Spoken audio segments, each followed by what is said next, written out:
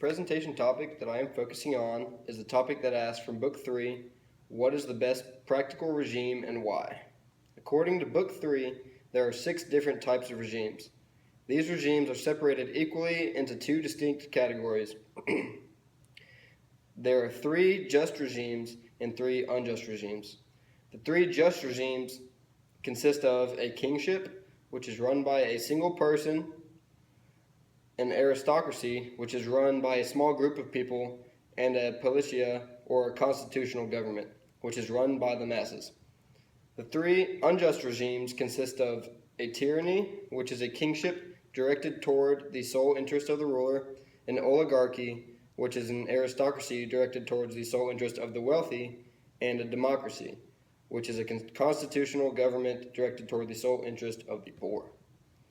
Now, throughout Book 3, Aristotle suggests that a citizen is someone who shares in the deliberative or judicial offices of a city. This suggestion already informs you of the fact that Aristotle believes that a citizen is someone who is supposed to contribute to the city, much like a politia.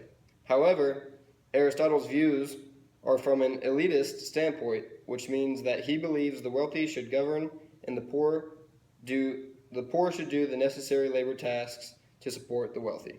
Ultimately, throughout Book 3, Aristotle argues that just government works best with participation of the masses, which is consistent with a politia.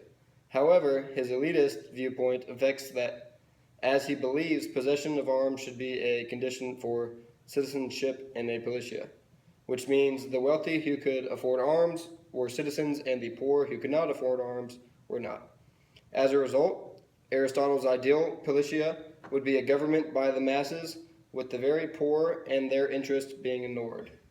Furthermore, Aristotle defends his claim of a politia being the best political regime throughout Book 3, as he began his argument when he stated that if a governing body is allowed to determine what is just, then democracies, oligarchies, and tyrannies would be just.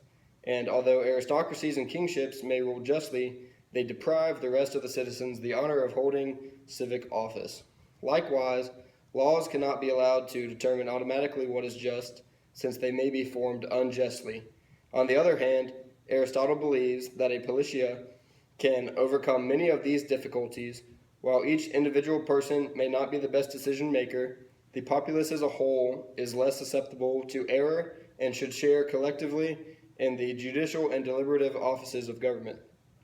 There is an objection made to Aristotle's claim that a politia is the best regime, and the objection is that government would be better off in the hands of an expert. However, Aristotle rebuttals this argument, saying that the collective populace is wiser than any individual expert, and more importantly, a better judge as to whether the people are being well governed.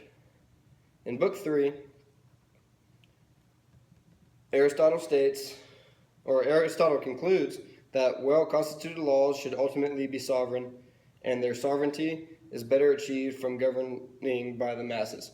In conclusion, in Book 3, Aristotle states that justice is the end goal of politics, and after an in-depth argument, Aristotle successfully defends his claim of a politia being the best political regime, because a politia, or a constitutional government, is the most capable regime to overcome the difficulties faced by other regimes through the use of governing by the masses.